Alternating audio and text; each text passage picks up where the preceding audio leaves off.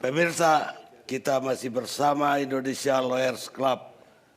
Sekarang giliran Gubernur Sumatera Barat, Irwan Praitno.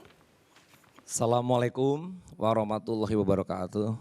Selamat malam, ini sudah hampir tengah malam. Pak Karni, para narasumber dan pemirsa yang saya hormati. Izinkan saya juga ingin agak sedikit lain dengan baca pantun nih Pak Karni. Pertama ucapan terima kasih saya diundang di ILC. Bango putih terbang ke ladang, terbang bersama seperti balap.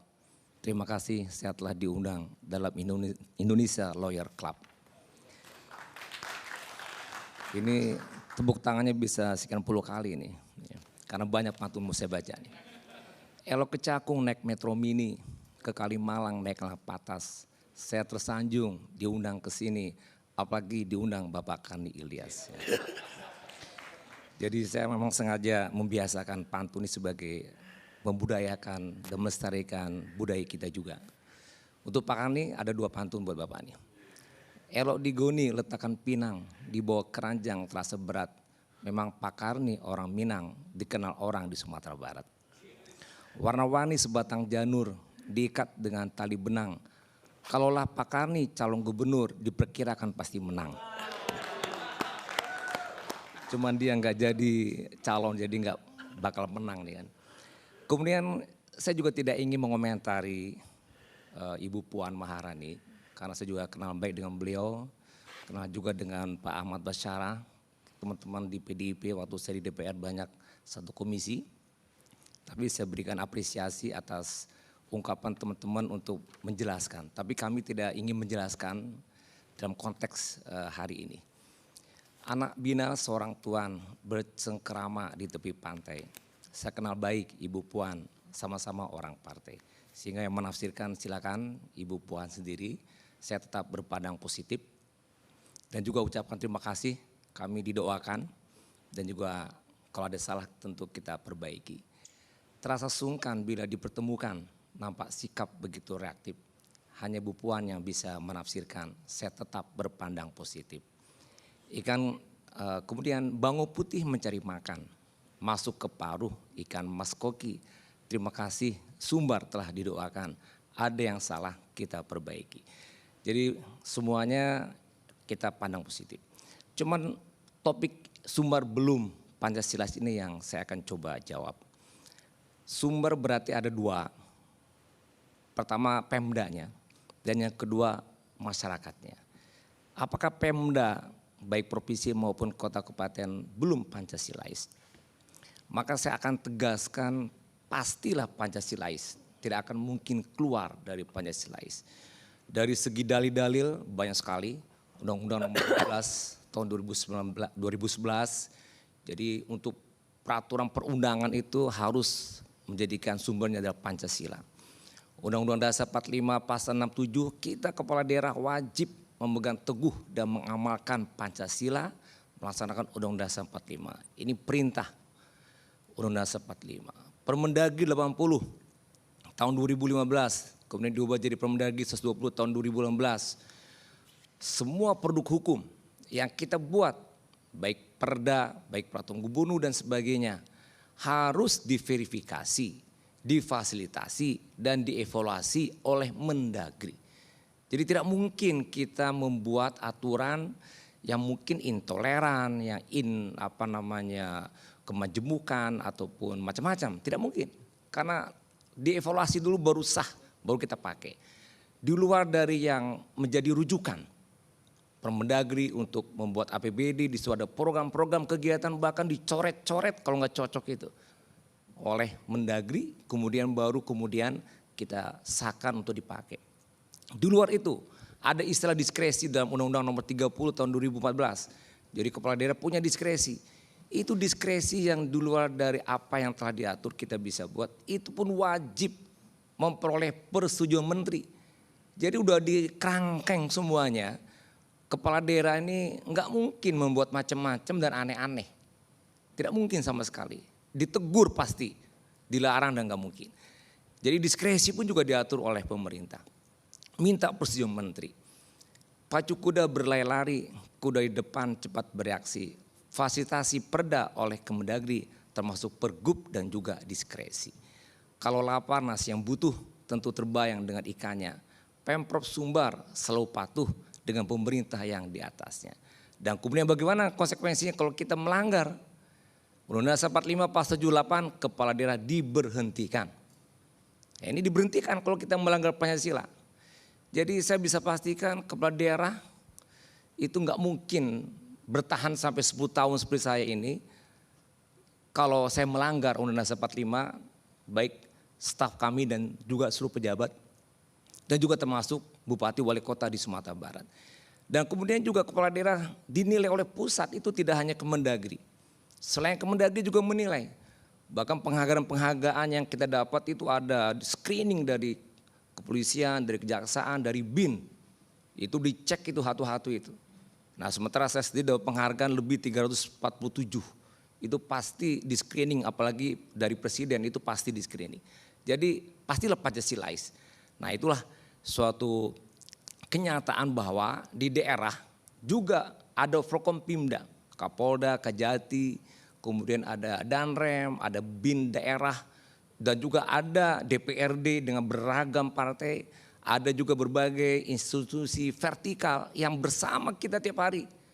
Rasanya saya tidak pernah ada teguran, kita Pemda Provinsi tidak ada ingatan dari mitra kita terkait dengan perjalanan pemerintahan yang melanggar, yang tidak sesuai dengan Pancasila, rasanya tidak ada.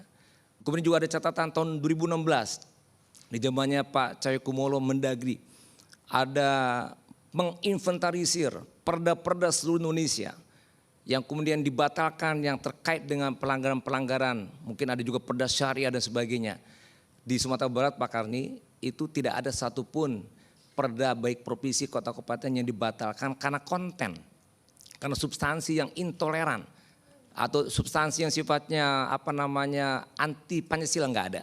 Yang ada hanya karena faktor prosedur, karena faktor kewenangan, dan juga karena faktor teknis yang tidak sesuai dengan aturan pusat. Nah itu kondisinya. Kue dadar dari pangkalan dibawa orang ke Simpang 4, Pemprov Sumbar seiring sejalan dalam arahan pemerintah pusat. Elok makan di restoran Padang, menuju pulang membeli bubur. Semua kebijakan tadi menyimpang, kalau menyimpang tentu akan ditegur. Nah ini sisi pemerintah ya Pak Kandi. Terakhir tentu dari segi masyarakatnya Sumbar. Masyarakatnya Sumbar. Memang betul Sumbar ini unik, memiliki adat tersendiri yang kemudian diakui oleh negara. Undang-Undang Dasar 45 Pasal 15B ayat 2, itu negara itu mengakui, menghormati adat tradisi daerah-daerah. Itu Undang-Undang Dasar 45. Jadi sebetulnya keberagaman, kebinekaan itu wajar. Yang tidak wajar kalau kita memaksa kehendak kita dengan kata-kata intoleran kepada yang lain, padahal dia sendiri tidak toleran. Atau memaksa menyebut politik identitas, padahal dia sendiri menggunakan politik identitas kepada orang lain. Atau dia memaksakan kehendak-kehendaknya, itu juga intoleran. Nah kita Sumatera Barat itu memang betul orang Minang mayoritas. Dan sangat homogen di Sumatera Barat, beda dengan di Jawa. Mungkin hampir 90% etnik Minang. Jadi ada keistimewaan, ada adat-adat budaya-budaya yang muncul di situ yang menjadikan kesatuan dari perilaku dan kepribadian dan karakter serta kehidupan. Dan ini keistimewaan yang diakui oleh negara. Dan itulah kebinekaan kita. Bunga pepaya boleh digulai di bawah anak dari bawang. Ada budaya dan juga tata nilai, masing-masing punya keistimewaan. Melewati lurah jalan ke ladang, ladang ditanam buah pepaya. Keistimewaan daerah dihargai undang-undang dalam negara kesatuan Republik Indonesia. Kita lihat pengamalan Pancasila. Tadi sudah disebutkan tokoh-tokoh kita dan sebagainya. Dan saya malah justru penggambaran masyarakat yang Pancasilais itu adanya di Sumatera Barat. Nah contohnya misalnya apa? Sila ketuanya Maha Esa, ada petata petiti tadi, ada badan syara bahasa kita bolo, ada yang mengatur cara memakai. Mau diapakan lagi, saya belum lahir pun udah begini. Bahwa adat itu syariat, syariat itu kita bolo, mau diapain gak bisa, saya protes. Dan ini kenyataan semua prosesi adat itu dengan agama. Nah jadi bagaimana kita kalau seandainya ada yang kemudian menjadikan budaya ini di luar daripada Islam. Dan pada tuh Karni pasti tahu kalau dia beragama lain dari Minang langsung dikeluarkan dari Minang. Siapa yang salah? Itulah budayanya, mau diapain. Kita hormati aja, kita hargai. Bali dengan nyepinya menyatu antara agama dengan budaya, kita hormati. Tidak pernah kita menyebut Bali itu intoleran. Kita hargai, kita hormati. Kita tetap diam, tetap kita tidak bereaksi pada saat nyepi itu. Jadi kondisi-kondisi demikian, saya lihat tentu juga satu hal yang mungkin juga menjadi saling memahami dan saling mengerti dan saling menghormati. Sehingga demikian kita bisa ikanya dengan binekanya dengan ikanya begitu. Salah ke Tuhan minta tobat, salah kepada manusia minta maaf. Kesudahan adat kabalerung, kesudahan manusia ke akhirat. Ini juga contoh ya ABS SBK yang menjadi satu temurun dan bagian dari budaya yang ada di Sumatera Barat. Buah nangka, buah belimbing, ubi keledai dibelah-belah. ABS SBK sudah mendarah daging. Ada bahasa ini syarat bahasa ini kita bulah. Kemudian kemanusiaan yang adil dan beradab. Seiti sayam, sesaki sasanang, sahino samalu, manan ado samu dimakan, nan indah samu dicari. Ini pun juga menggambarkan bagaimana sila kedua. Sila ketiga Persatuan Indonesia. Tadi sudah sering disebut, di mana bumi dipijak, di situ langit dijunjung. Di Pace Arek di Gangam Taguah, Bidu lalu Kiamang Betawi. Banyak lagi Pak Karni, saya rasa tahu betul Bapak. Ini menggambarkan kesatuan, kebersamaan, saling berdampingan. Dan buktinya saya mendatangi dan kita tahu orang Minang adalah perantau. Tidak ada satupun di mana orang Minang berada di rantau konflik. Sebutkan kepada saya di mana ada konflik. Tidak ada. Ada umpama di mana kandang kambing dia mengembe, kandang harimau dia mengaum. Begitulah sangat adaptif dan sangat toleran. Sehingga demikian tidak ada konflik sebetulnya. Dan ini bisa kita buktikan di Sumatera Barat ada konflik. Oh dulu ada persekusi. Oh dulu ada melarang ibadah. Coba tanya ke polisi. Pak Kani juga udah telepon saya tanya ke polisi. Tidak itu yang terjadi. Provokasi. Itu kalau ibadah Natal gak boleh itu kan di Damasraya. Bupatinya orang PDIP, Pak Sultan, Pak Ateri. Saya telepon, enggak ada urusan dengan pelarangan, dibolehkan kok. Dan orang yang memprovokasi udah tersangka. Jadi ini isu-isu yang begini membuat ya kita capek juga menjelaskan. Insya Allah tidak, kalaupun ada itu mungkin tidak signifikan. Kemudian yang keempat, kerakyatan yang dipimpin oleh hikmah dan seterusnya. Boleh ayah di palu pembuluh, boleh kato di mau pakai. Tadi sering dibacakan. Nam boleh sama kita golongkan, nam picak sama kita layangkan. Ini juga mufakat, ini juga bagian dari suatu masalah yang diselesaikan dengan mufakat. Yang kelima, keadilan sosial luar biasa juga. Ini juga menjadikan satu karakter dan budaya di Minang. Mendapi samu belabu, kehilangan samu marugi, mau kuas samu panjang, membile samu laweh. Baragia samu banyak, menimbang samu bare. Ini keadilan yang ada di masyarakat Minang. Kemudian isu-isu yang berkembang yang lain mungkin tidak perlu kita bahas. Tapi saya sebagai gubernur mungkin bisa menjawab. Insya Allah Sumatera Barat secara pemerintahan saya pastikan ikut dengan pemerintah pusat, ikut dengan aturan dan tidak ada sedikit pun yang menyimpang dari Pancasila. Dan masyarakat pun saya lihat demikian, kalaupun ada contohan pada saya akan berikan klarifikasi. Kalau ada di masyarakat Minang yang katanya anti Pancasila, coba sebutkan. Dan saya juga akan menjawabnya nanti. Dan insya Allah kita sama-sama saling memahami begitu indahnya kita hidup, beragam kita, berbeda kita, tapi kita saling memahami, saling menghargai, saling menghormati, dan kita bersama satu dalam komunitas luar biasa itu. Pisang saleh elok dimakan, dimakan juga goreng salah. Semua nilai Pancasila sudah diamalkan, kelima sila di Pancasila.